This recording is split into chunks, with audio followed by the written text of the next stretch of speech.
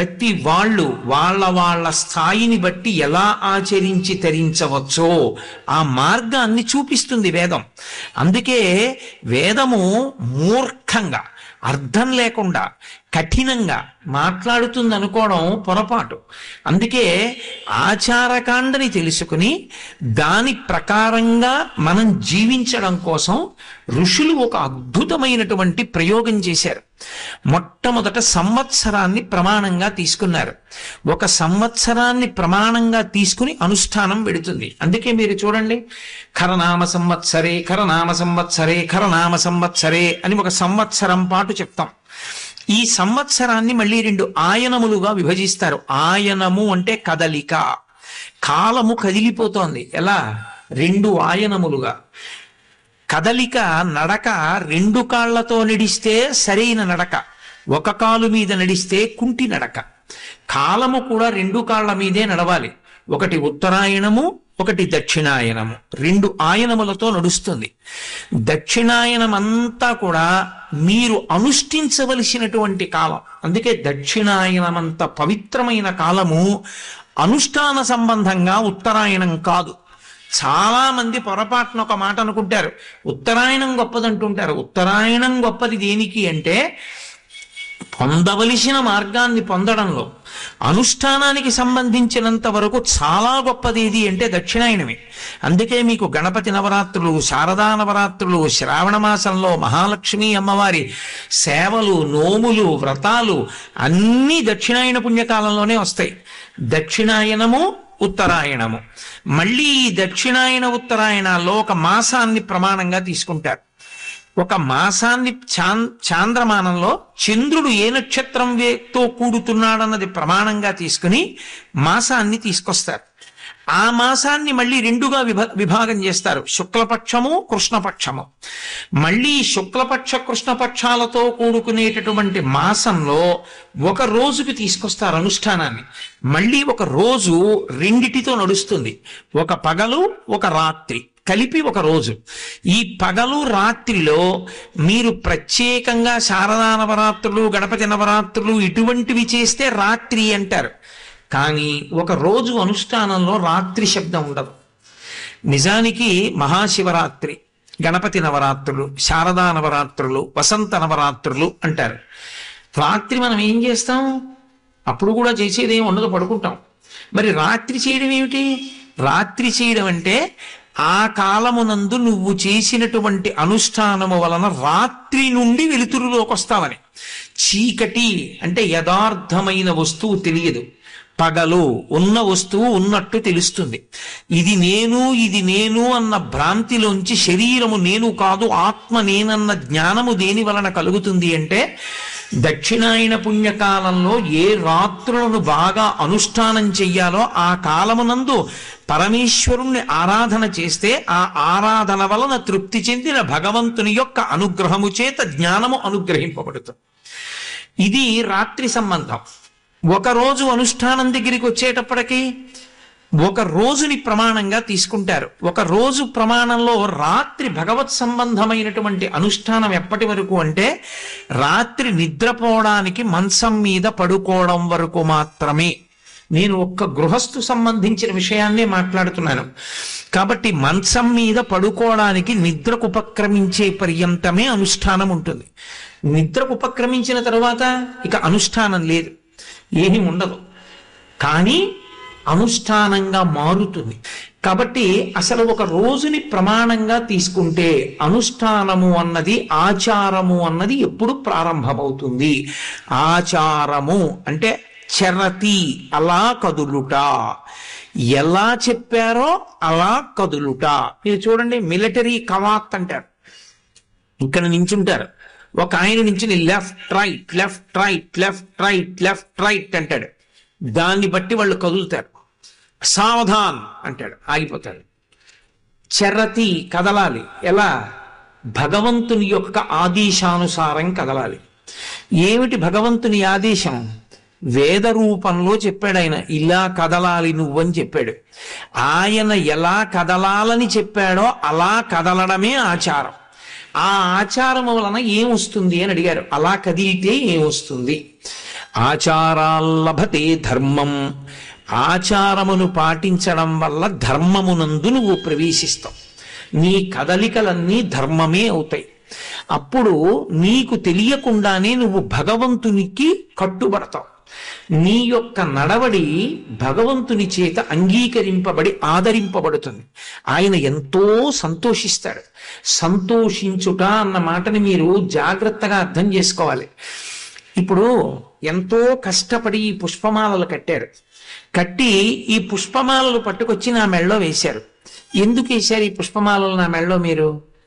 ఒక్కటే కారణం, నేను ఈ పుష్పమాల వేసుకుని మీకు కనపడితే మీరు సంతోషిస్తారు. కోటేశ్వరరావు గారు వేసుకున్నారండి దండ అని సంతోషిస్తారు. కోటేశ్వరరావు గారు దండ వేసుకోవాలని మీరు పుష్పహారం పట్టుకొచ్చి నా మెళ్ళో వేశారు, మీరు సంతోషించారు. అరే పాపం, నేను వేసుకోవాలని తీసుకొచ్చాడరా అని తీసి నేను మెళ్ళో వేసుకున్నాను ఈ దండ. నేను గొప్పవాణ్ణి, నా అంత గొప్పవాళ్ళు లేడు, అందుకని నేను దండేసుకుంటే వాళ్ళు సంతోషిస్తున్నారని నేను వేసుకోలేదు. పైకి నేను మెడలో ఈ దండ వేసుకున్నాను, కానీ నేను లోపల ఏ భావన చేస్తున్నానంటే, ఈశ్వర వాళ్ళందరూ క్రింద కూర్చుని ఇంత వేదిక కట్టి నన్ను పైన కూర్చోపెట్టి నా మెడలో ఇంత సౌరభంతో ఉన్న మాల ఎందుకు వేశారో తెలుసా?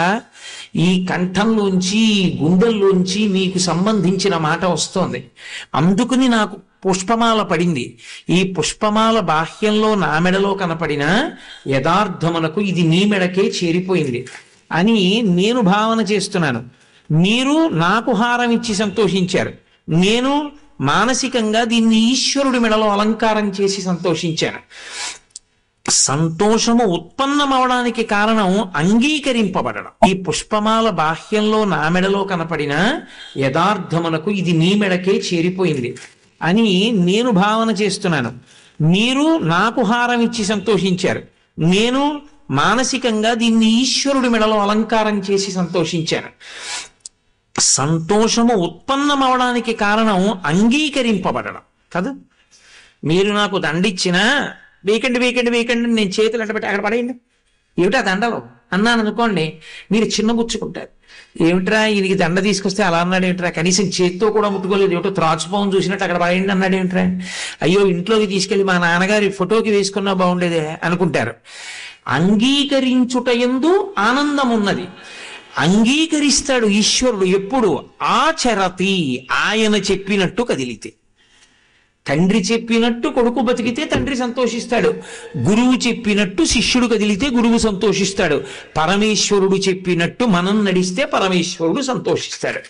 కాబట్టి ఇప్పుడు ఆచారము వలన ఏం కలుగుతుంది అంటే, ఆచారాల్లభతే ధర్మం. భగవంతుడు చెప్పినట్టుగా ప్రవర్తించగలిగినటువంటి లక్షణం అబ్బుతుంది. అంతేనా? ఆచారాద్దేవ సుఖం. ఆచారము వలన సుఖం కలుగుతుంది. సుఖం అంటే మనసుకి సంతోషంగా ఉండడం సుఖం. మీరు బాగా జ్ఞాపకం పెట్టుకోవాలి, శరీరమునకు అనుకూలముగా ఉన్నది సుఖము కాదు, మనసుకి అనుకూలముగా ఉన్నది సుఖము. ఒక ఆయనకి 104 జ్వరం వచ్చింది, అలోమని ఏడిచాడు. చంద్రశేఖరేంద్ర సరస్వతి మహాస్వామి వారికి 104 జ్వరం వచ్చింది ఒకసారి. ఆయన ఎంతో సంతోషపడ్డారు.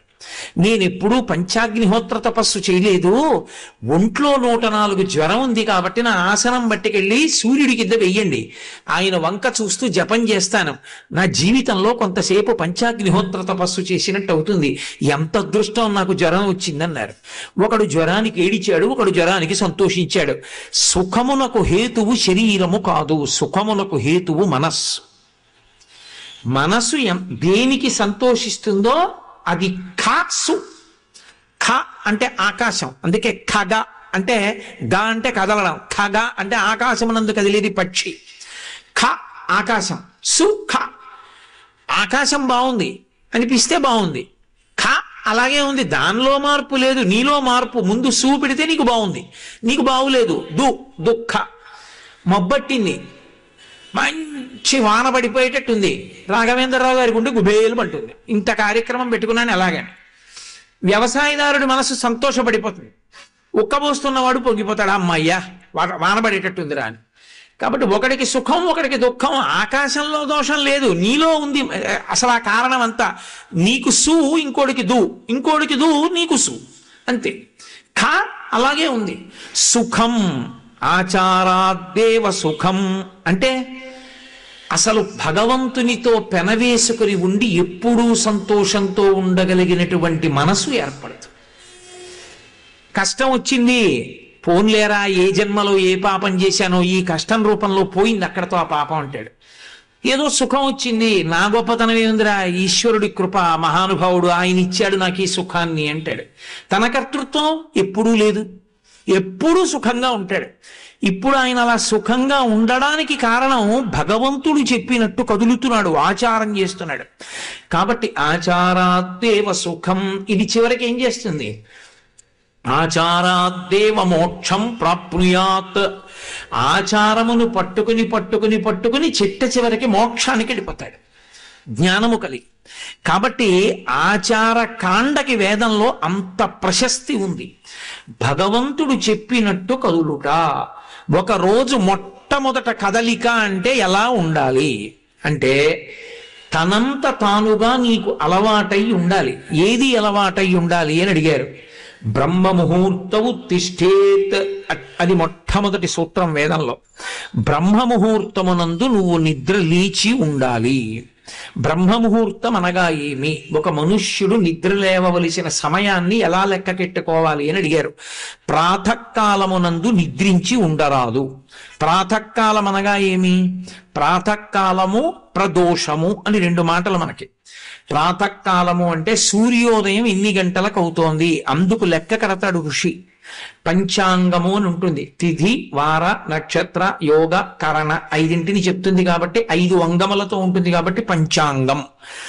వాళ్ళు ఋతువుని బట్టి నెలని చెప్పి సూర్యోదయము సూర్యాస్తమయము రాస్తాడు. సూర్యోదయం ఇన్నింటికి అవుతుందో చెప్తాడు. సూర్యోదయం ఇన్నింటికి అవుతుందని పంచాంగంలో చెప్పబడిందో అక్కడ నుంచి 88 నిమిషముల ముందు నిద్ర లేవాలి. దానికి ప్రాతకాలం అని పేరు. 88 నిమిషముల కన్నా ముందు నిద్రపోయిన వాడెవరో వాడు అరుణ దర్శనం చెయ్యలేదు అని గుర్తు. అరుణ దర్శనము అంటే ఏమిటంటే, ఓ కారు వెళ్ళిపోతోంది అనుకోండి, ముందు లోపల కూర్చున్నవాడు కనపడతాడా, డ్రైవర్ కనపడతాడా? డ్రైవర్ కనపడతాడు. అలాగే పరబ్రహ్మస్వరూపుడైనటువంటి సూర్యనారాయణ మూర్తి వస్తున్నప్పుడు మొదట ఆయన సారథి కనపడతాడు. ఆయన సారథికి అరుణుడు అని పేరు. అరుణోదయము అంటారు. ముందు సారథి కనపడతాడు, అదే ఎర్రటి కాంతి, బింబం ఎర్రగా వస్తుంది. మొట్టమొదట ఆ సారథి దర్శనం చెయ్యాలి. ఓ అరుణోదయం అయిపోతోంది, వచ్చేస్తున్నాడు మా తండ్రి, అదిగో ఎర్రగా ముందు రథసారథి వస్తున్నాడు అని దర్శనం చేస్తే వెనక బంగారు కాంతులతో కొద్ది క్షణాల్లో మారిపోతుంది. ఆదిత్య హృదయం చదివినంత సేపు పడుతుంది. పట్టి బంగారు కాంతుల్లోకి వస్తాడు. అప్పుడు పరమేశ్వరుడు జ్యోతి రూపుడై వస్తున్నాడు అని గుర్తు. అదిగో ఎర్రగా ముందు రథసారథి వస్తున్నాడు అని దర్శనం చేస్తే వెనక బంగారు కాంతులతో కొద్ది క్షణాల్లో మారిపోతుంది. ఆదిత్య హృదయం చదివినంత సేపు పడుతుంది. పట్టి బంగారు కాంతుల్లోకి వస్తాడు. అప్పుడు పరమేశ్వరుడు జ్యోతి రూపుడై వస్తున్నాడు అని గుర్తు. నమ పూర్వాయ గిరయే పశ్చిమే గిరయే నమ జ్యోతిర్గణానాం పతయే దినాధిపతయే నమ జయాయ జయభద్రాయ హర్యశ్వాయ నమో నమ నమ ఉగ్రాయ వీరాయ సారంగాయ నమో నమ నమ పద్మప్రబోధాయ మార్తాండాయ నమో నమ బ్రహ్మేశానాచ్యుతేశాయ సూర్యాయ ఆదిత్యవర్చసే అని రుద్రం ఎలా ఉభయతర నమస్కారాలు చేస్తుందో ఆదిత్య హృదయం ఉభయతర నమస్కారాలు చేస్తుంది. వచ్చేస్తున్నాడు ఆయన బ్రహ్మ విష్ణు శివాంశ సంభూతుడై వస్తున్నాడు పరమేశ్వరుడు. అందుకని 3 మూర్తులు కలిస్తే అసలు పరమేశ్వరుని యొక్క స్వరూపము కాంతి, అపారమైన కాంతి ముద్దయే ఈశ్వర స్వరూపం. దాన్ని మీరు తర్వాత ఏ పేరు పెట్టి పిలవండి, ఈశ్వరుడికి అభ్యంతరం లేదు. స బ్రహ్మ సశివ సహరి శ్రేంద్ర శ్రోక్షర పరమస్వరాట్. మీరు ఏ పేరు పెట్టి పిలిచినా యథార్థమునకు ఆయన యొక్క స్వరూపము కాంతి ముద్ద. అందుకే తిక్కన గారు అంటాడు సూర్యనారాయణమూర్తి గురించి చెప్తూ, నీరజాకరములు నిష్ఠయై చేసిన భవ్యతపంబు ఫలమనంగా దినసముఖాకి నందిత చక్రయుగ్మకంబుల ఎనురాగంపు బ్రోవనంగా హరిహర బ్రహ్మ మహానుభావంబులొక్కటింగాగరగిన గట్టి ఎనగా అతుల వేదత్రయ లతికాచయము పెనుబొందన్ పుట్టెడు మూల కందమనగా అఖిల జగముల కందెర ఎగుచు జన సమాజ కరపుట హృదయ సరోజములకు బుకుళనంబును జృంభణంబును నర్చి భానుబింబంబు పూర్వాద్రిపై వెలింగే అంటాడు. ఆ సూర్యబింబం వస్తూ ఉంటే బ్రహ్మ విష్ణువు శివుడు ముగ్గురు కలిసినటువంటి తేజస్సుతో కూడిన ముద్ద, అది తామర మొగ్గలుట ఇలా రెండు చేతులు ఎత్తినట్టుగా ముకిలించుకుని రాత్రల్లా తపస్సు చేస్తే వాటి తపస్సుకి మిచ్చి వచ్చాడా అన్నట్టు వస్తాట. నీరజాకరములు నిష్ఠయై చేసిన భవ్యతపంబు ఫలమనంగా దినసముఖాకి నందిత చక్రయుగ్మకంబుల ఎనురాగంపు బ్రోవనంగా. ఆ చక్రవాక పక్షులకి చీకటి పడితే కళ్ళు కనపడదు, వాటికి విపరీతమైనటువంటి ప్రేమ దంపతులకి. అవి ఆడపక్షి మగపక్షి తప్పిపోతాయి, రాత్రి కనపడవు, అరుస్తూ ఉంటాయి ఓ ఒకదాంతో ఒకటి కలవాలని. వాటికి సూర్యోదయం అవుతుండగా అరుణోదయం అవగానే కనపడుతుంది భార్య భర్త. ఒకళ్ళకొకళ్ళు సంతోషపడిపోయి దగ్గరగా కూర్చుని ఒకళ్ళ ముక్కుతో ఒకళ్ళు ఉరుసుకుంటూ సంతోషపడిపోతారట.